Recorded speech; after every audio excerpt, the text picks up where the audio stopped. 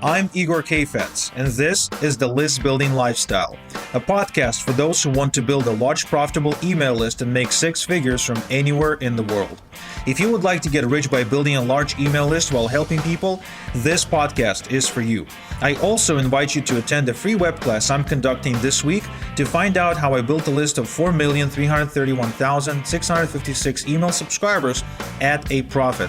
Secure your free seat at igor.cx. Attend this free workshop to discover an easy way to get 50 to 500 new email leads per day on complete autopilot without losing tons of money. Just go to igor.cx to attend this free web class. And now, once again, it's time to claim your list building lifestyle.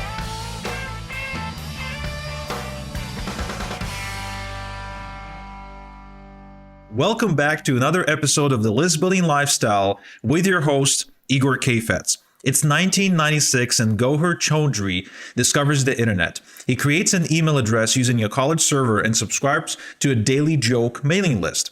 The owner of that list has built an audience of 100,000 people who are getting one joke a day forwarded to them. Soon, the list owner figured out he could sell an ad space and posted to the subscribers of this exact mailing list they could grab a spot for just $300. Gauher inquired about the next open slot and turned out there's no room for the next 6 months.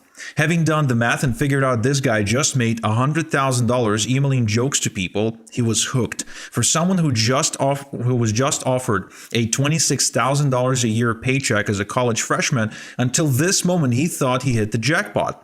Now, it's been 20 years since Gauher discovered email marketing. He's now a widely recognized authority on paid traffic generation and media buying. He's the founder of the Digital Sumo event, an annual traffic seminar taking place in Ontario, Canada. I attended Gauher events last month and quickly realized I was in a room full of really smart people who brought real value and real world experience when it comes to traffic generation and especially paid traffic and media buying. So I invited Gauher to the List Building Lifestyle to share what's working right now in traffic generation. Gauher, welcome to the List Building Lifestyle show. I'm so excited to be here, Igor. Thank you for bringing me on. My pleasure. When I came back from your event, that was just a huge eye-opener. It was a humbling experience because I was not the smartest guy in the room, you know? I wasn't the smartest guy either. There were a lot of smart people in the room, guys who have done numbers that just kind of blow me away in terms of, you know, the amount of traffic that they're buying on a daily basis and the amount of money they're spending buying that traffic on a daily basis. So, you know, not only did, I put the event on every year, but, you know, one of the reasons why I do put the event on, Igor, is because I also learned so much from these guys when they get up on stage and let it loose.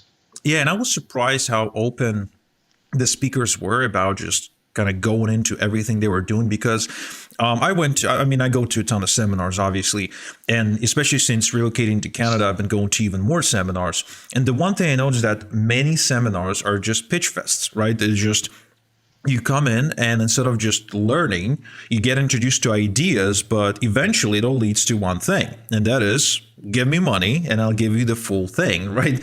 At this seminar, no one pitched anything. And, more than that, everybody was really open, sharing what works for them now. Yeah, these guys they were pretty transparent, Igor. I mean, they revealed their funnels. They talked about different clients and how they propelled clients to tens of millions of dollars. Didn't pitch anything because I don't do a pitch fest and that's not my business model. And I think these guys were so open and giving because they understand the market is so massive, so huge in terms of the amount of traffic that's available out there that no one person or even one company can dominate it. And by revealing some of the stuff that they're doing, not only does it give people in the audience ideas, but the smarter individuals actually act on it and come back and tell these guys what works and what doesn't work and additional ideas that they can actually run with also in terms of improving their existing campaign. So all in all, it was just a kind of like a giving event where people were just sharing knowledge bombs to help each other. So I think that not only did I learn a lot, but everybody learned a ton from this year's event. Yeah, absolutely. And the questions were really smart too. And I hope those are in the recordings. And we're going to be sharing with you guys how you can get the recordings of this year's event later in this episode. So stay tuned for that.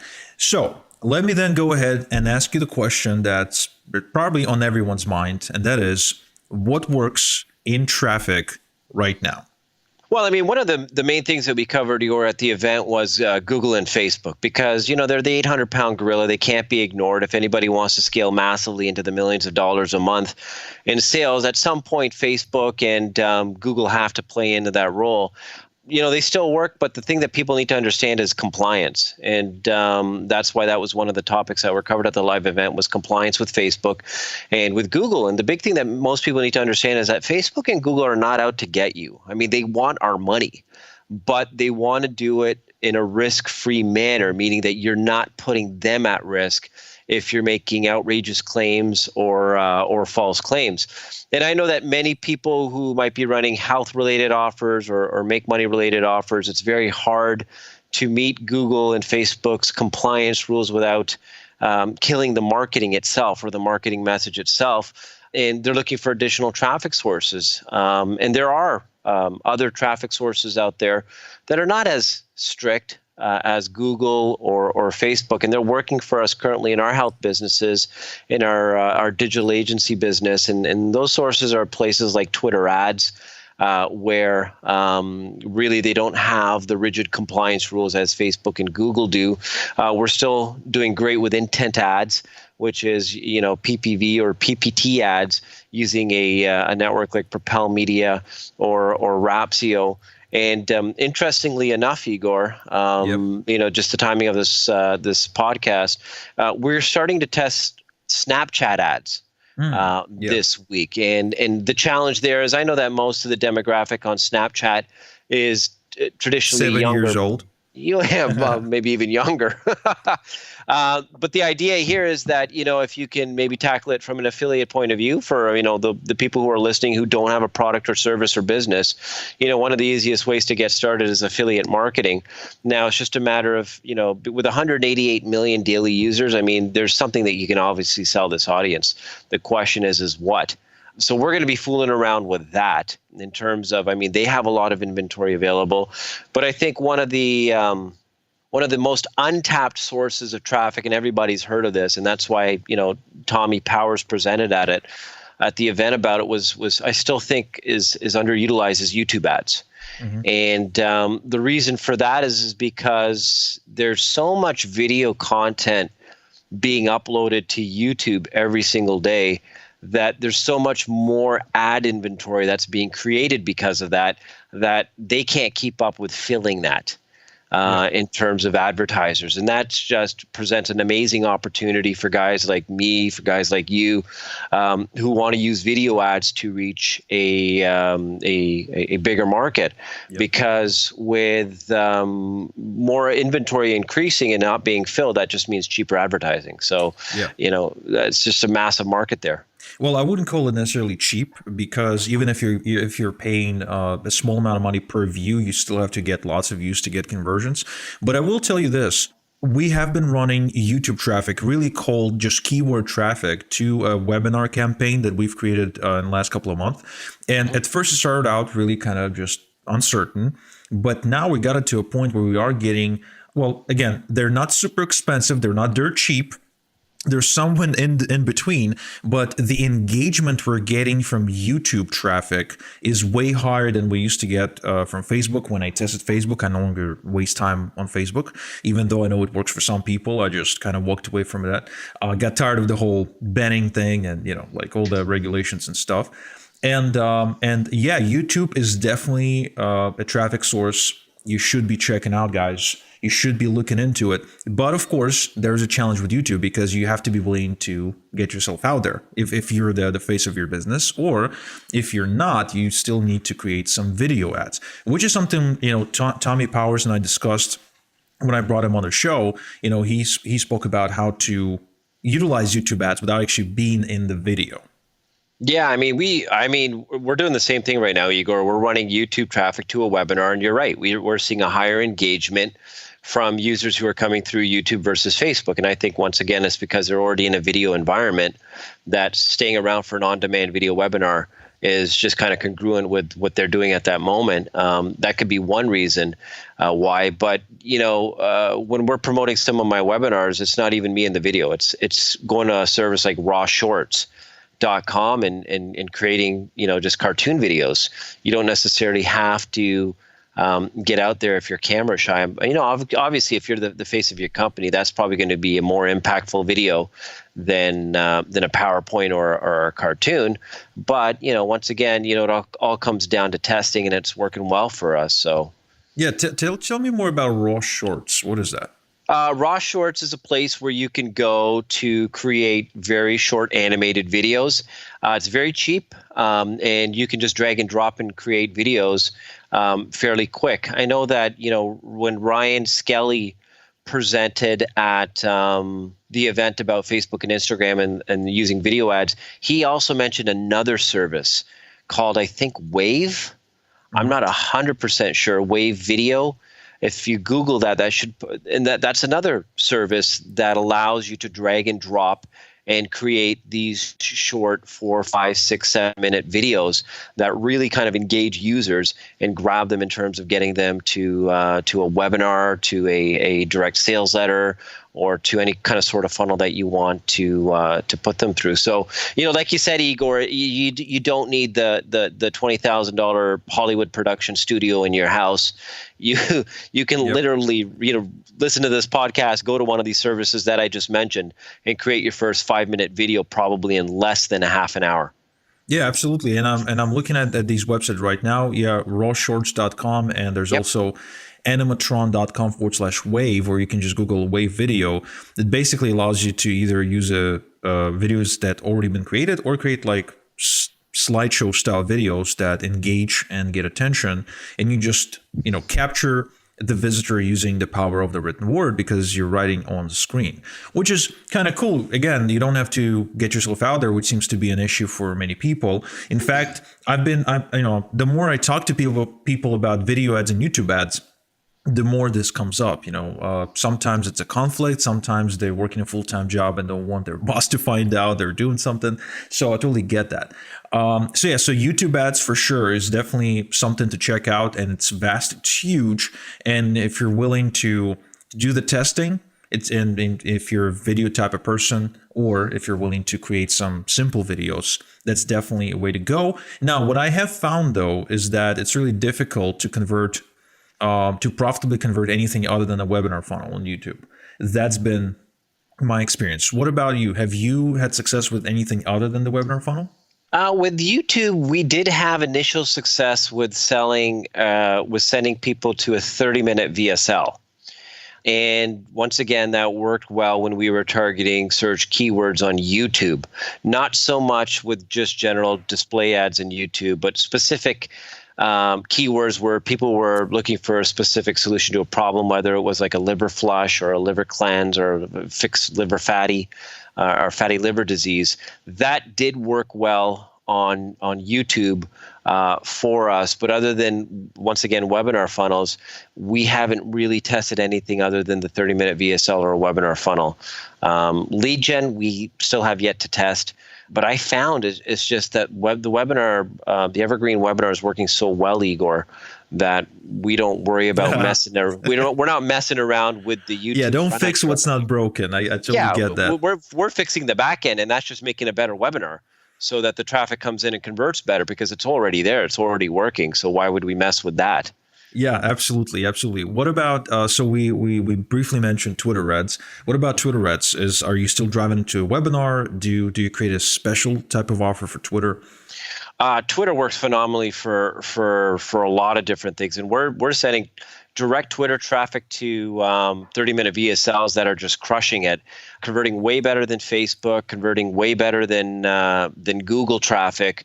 Why? I think there's a few reasons. Number one being that Twitter in 2017 was ranked the #1 platform that people go to get their news. So, some of our VSLs, the tweets that we create are newsworthy, and that's allowing people to actually engage with the videos. The other thing is that Twitter's not nearly as compliant or rigid in terms of compliance as Google or Facebook, where, for example, you can use before and after photos. Where even on a place like Snapchat, you can't even use before and after photos in their ads. So Twitter really is kind of like the wild west right now in terms of what they'll allow you to do. And, being able to use certain creatives, I think it pre-frames the prospect when they're going to our VSLs. And that's another reason why they're engaging with our VSLs and sticking around a little bit longer. The other thing, Igor, is that the inventory is so cheap. I mean, if something gets good engagement, you can get clicks for as little as, we've been able to get as little as 14 cents for US traffic. Oh my God. Wow. And what kind of demographics should we expect? Is it all over the board, all over the spectrum? It's all over the board. Yeah. 50% women, 50% male, and I was surprised because even for some of our weight loss products, we get a lot of males converting. Once again, we're able to use before and after photos of successful case studies, and predominantly you'd think it's women, but we're getting a lot of men engaging with our. They're a little bit cynical in terms of the comments they leave on our Twitter ads, but they're still buying the products. So I mean, Twitter, we want to make a big push for. I mean, they have different ways you can advertise on Twitter, and we started experimenting with web cards. And the traffic just exploded when you use web cards. The only issue was that conversions dropped, so we had to scale back and use native tweets. We're still trying to figure out the web cards. I think if we better qualify the ads for web cards, that might allow it to be able to scale. But for people who are listening, don't dismiss Twitter. I mean, there are days where we've been getting 20 to 30,000 visitors from just Twitter alone. Wow, per day. Yeah. Oh my God. Wow. So the inventory is there. The traffic is there. Yo, it's Igor. If you're loving the content, hop on over to listbuildinglifestyleshow.com for more free training and a free transcript of this episode. Oh, and I'd really appreciate if you logged into iTunes and rated the show. It really helps. Thanks. How do you see all this changing in the next, say, 6 to 12 months? Well, the scary thing is Twitter's cracking a profit now, right? So, I mean, anytime a company starts making money, that's when they start tightening up on compliance because they've gotten over that hump. I don't think that Twitter will allow certain things within 12 months. And I think all of the companies, the big companies like Facebook and Google and Twitter and Snapchat are going to try to fall in line with compliance because the last thing they want is the government to come in and regulate how they sell advertising. But while the times are good right now, as long as you're in compliance with what they've written as things that you got to do to comply, you should be okay. I know that make money is a little bit harder on Twitter, not as hard as Facebook or Google, but as long as you word your ads correctly, then you can still get away with running traffic there. Yeah, what I'm finding is that on Google or I don't know about Facebook. I'm very anti-Facebook, so I'm not going to go there. But Google, YouTube, which is same as Google, of course, same company. It's all about showing what you've done in the past if you want to make claims. Don't show what other people have done in the past unless it's super verifiable, and definitely don't promise what the customer can do shall they follow through, right? That's a guaranteed recipe for getting banned. But of course, if you talk about, say, how I made $10,000, that's okay. But if you say how you can make $10,000, that's bad. That's bad. You're gonna get a no-no. Yeah. For sure. And it's all in the wording, Igor. I mean, you can come across basically and say to somebody, I'll show you how to make $10,000 without saying it. When you talk about, how I made $10,000 and it was real easy, that implies, well, if it was easy for me, it could possibly be easy for you. I mean, it's just all in the wording. You know what I mean? Yeah. And you also don't have to focus exactly on the money too, because what I found out was when it comes to these big networks, the conversion difference is not substantial between, say, saying something like how I made $10,000 in the last 30 days versus how I built an online business that I run from my kitchen and walked away from a job or whatever, right? So in other words, you don't really have to shove numbers down people's faces, or if you're in weight loss, or you don't have to say how you can lose 15 pounds or something like that. You can actually say how I became healthier, and how I went from my hospital bed to running with my kids every day or something like that. Like you can say things that, like you said, imply a result, imply transformation, versus actually spelling it out, which can be even more powerful, because we will challenge what people tell us. We will never doubt what we conclude on our own. No, of course. And in some cases, like you said, that might even work even better, because with so much skepticism online, sometimes when people see claims like, make $144.58 an hour, they don't believe it. Whereas something a little bit more realistic, like, how to develop an online business so that, you can quit your day job in a year, is a little bit more realistic. Gotcha. Okay. So Twitter ads, YouTube ads, and I really want to complete the trifecta here. So give us a brief introduction into PPV ads, because I know a lot of people not only they don't understand how to do that, they don't even know it exists. Yeah.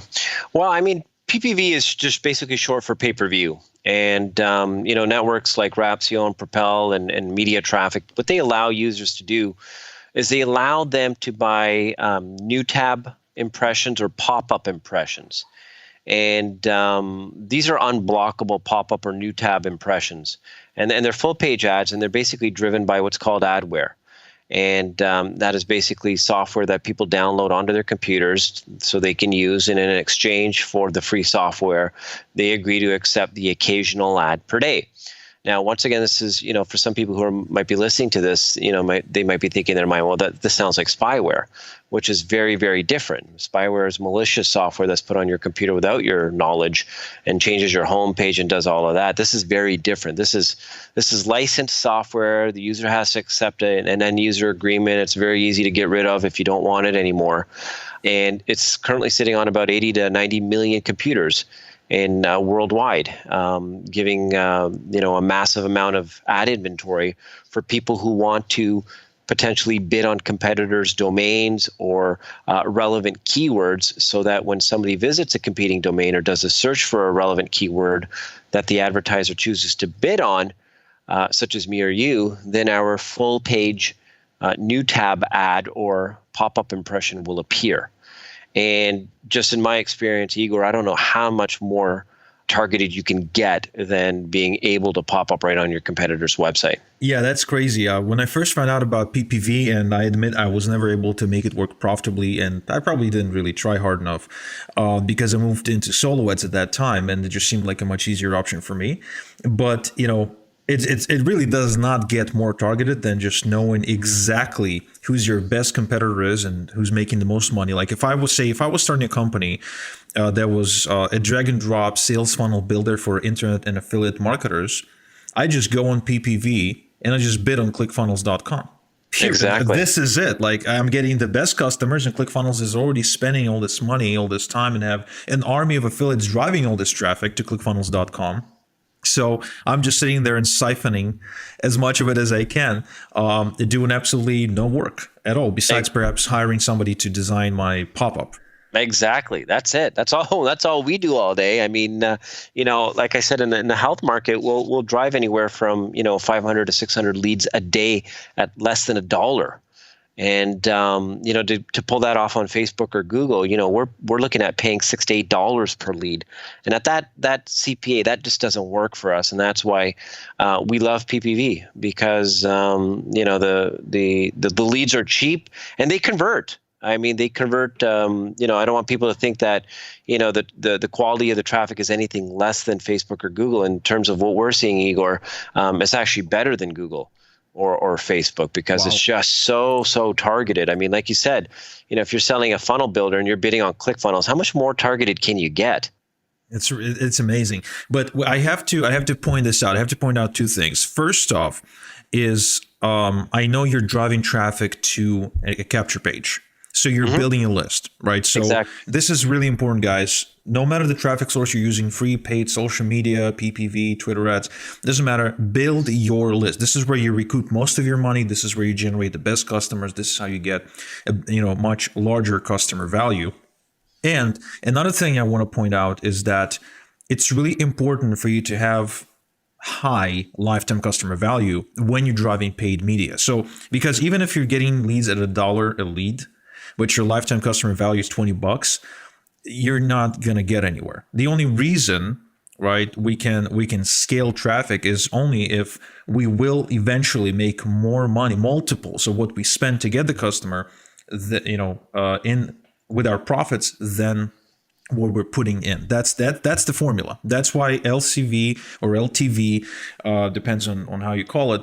That's why lifetime customer value is probably the most important number, because you can go backwards from there. Exactly. And I think if more people realize that, Igor, then the problem is as marketers and paid media buyers, we're always focusing too much on the front end. How can I get more customers? How can I get more leads?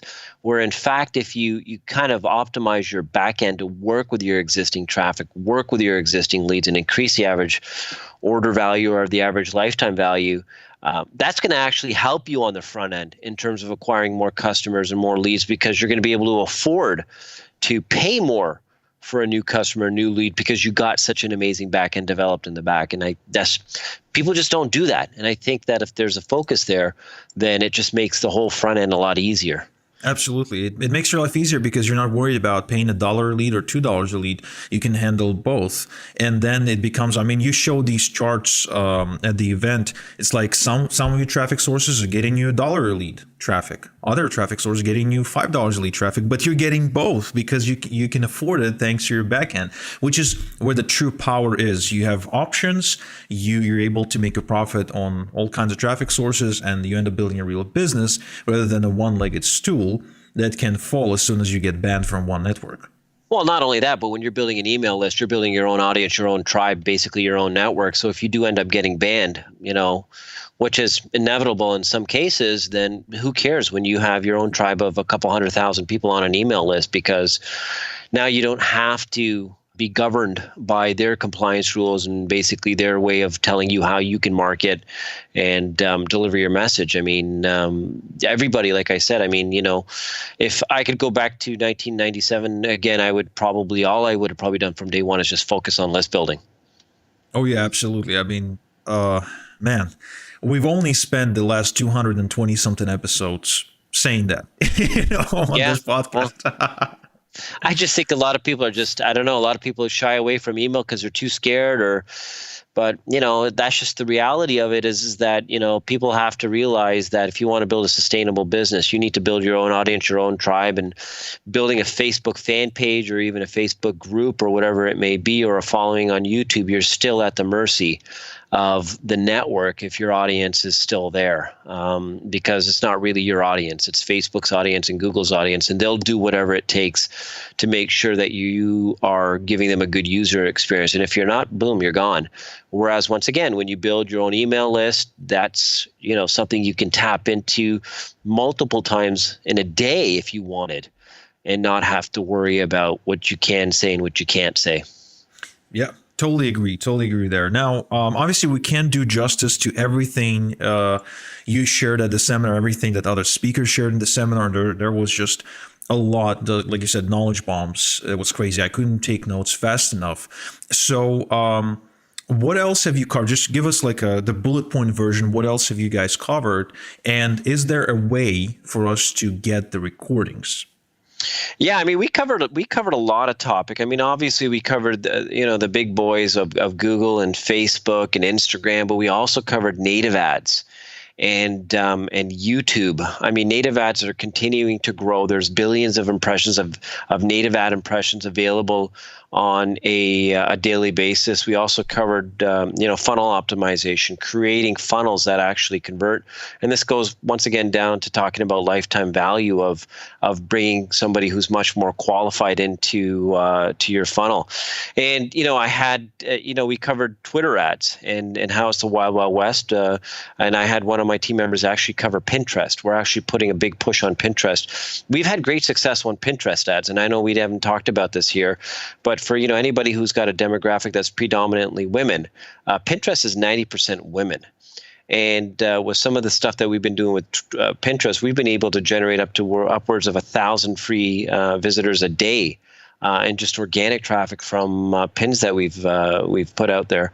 So that was also covered during the session, and then we talked about influencer marketing. I know we didn't have the time to talk about this, but that's going to be a big business, Igor. I think reaching out to people on Instagram who have massive followings, but they don't know jack about how to monetize that following, and they're actually dead broke. There's an opportunity there to have them endorse your product or service, reach the masses, and it's just another avenue of getting traffic that I think is going to get a lot bigger, because apparently everybody wants to be the biggest person on Instagram or Snapchat or whatever it may be, especially teenagers, right? Whatever it may be. And if you have a product that fits an influencer, that's something, to potentially reach out there. So yeah, the recordings did come back. There's probably about, a good 8 to 10 hours of footage from the live event, and they are available for purchase. And I know that you are going to supply the URL for people who are interested in getting their hands on those recordings. Yeah, guys. So if you want to grab the recordings, which I highly, highly, highly recommend you do, you want to go to igorsolowets.com/sumo, because the event is called Digital Sumo. So it's very easy to remember. igorsolowets.com/sumo, SUMO, and you can grab the recordings. Now, personally, I particularly enjoyed, the presentations in the first day, but you're also going to find some really sick value in the Facebook presentation. Again, I'm anti-Facebook, but I have to admit, when this guy is showing how they're spending 30 grand a day in Facebook ads promoting this health food company, an e-commerce company, I was like, oh my God. Wow, this is just incredible. So that was pretty neat. I also think you guys should check out the YouTube presentation by Tommy Powers. There's definitely the native ads will probably be one of the bigger revelations for you. And I also really enjoy the presentation by Simon. I think Simon Stanley, his name is, on email marketing, and I'm going to be hosting him on the podcast as well. So overall, if you want to build your list, if you want to grow your business, if you want to have multiple streams of incoming leads in your business, so you don't have to depend on any one traffic source, if you're not doing anything other than solo ads right now, and obviously if you're listening to this podcast, you're probably doing solo ads, then you want to check out these recordings. Okay, again, the link is igorsolowets.com/sumo. Go there right now. They're available for you. Grab them, check them out. Take notes, and most importantly, go and implement, because after discovering what you're going to discover from these recordings, there's really not going to be any more excuses left for you not to get leads, not to get really targeted leads. So Gauher, thank you so much for taking the time to sit down with me and chat about traffic today. Also, where can we go to learn more about you and your work, not just about traffic? Real simple. Just go to digitalsumo.com, and that gives information on some of the services we provide, and our blog. We do create additional blog posts on different traffic and conversion topics, and like I said, we're testing with Snapchat and actually LinkedIn ads now, especially for people who are doing B2B. Business to business, you might want to look at LinkedIn ads. They do have a paid traffic platform too, which can work very well for B2B businesses. Sick. All right. Well, It seems like it's a never ending, what I love about this episode now is that even if anyone had this sort of limiting scarcity mindset about traffic and leads, there's no way you walk away from this episode feeling like that again, right? It seems like there's more traffic than I can ever tap into. There's just not enough hours in the day to set up enough campaigns. Nobody should ever have a traffic issue, Igor. It's always a conversion issue. As long as you're focusing on increasing your conversions, man, the traffic it's stalled out there for the grabbing. Nice, nice. I love that. I love this positive message. Cool. So, guys, you heard the man. If you would like to get the recordings, once again, the recordings of the Digital Sumo event 2018 that took place in Ontario, Canada, you go to igorsolids.com/sumo, SUMO. Highly recommend you grab these. And until next time we chat, have a good one. Thank you for tuning in to the List Building Lifestyle. Get access to previous episodes, the transcript of today's show, and exclusive content at our website at listbuildinglifestyleshow.com. Also, don't forget to claim your free seat at the traffic workshop I'm conducting this week, where I'm showing how I built a list of 4,331,656 email subscribers without losing money, and how my clients are putting anywhere from 50 to 500 new leads per day on their list at a profit without any list building experience. Just go to igor.cx to claim your free seat now.